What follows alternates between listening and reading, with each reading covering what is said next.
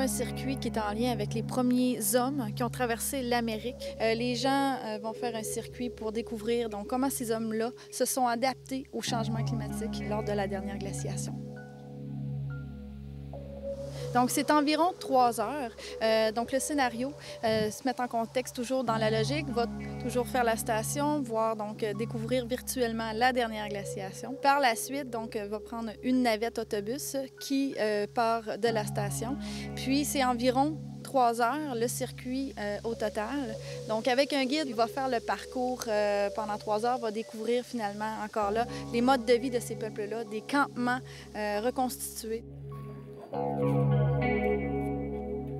Donc d'abord, on a les Diouktans qui sont les premiers à traverser il y a 18 000 ans. Et puis découlent d'autres peuples, donc les descendants de ce peuple-là, soit les Paléo-Indiens, les Dorsétiens et puis les Tuléens par la suite.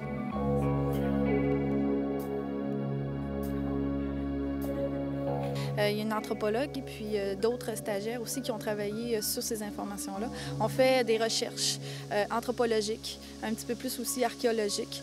On ne retrouve pas de sites archéologiques ici, mais dans les études, ils ont retrouvé des plans de sites archéologiques qu'on retrouve un petit peu partout, donc en Amérique. On a su de cette façon-là comment les camps exactement étaient construits, donc avec quel matériel, puis on a pu reconstituer ce genre d'habitation ici avec Homo.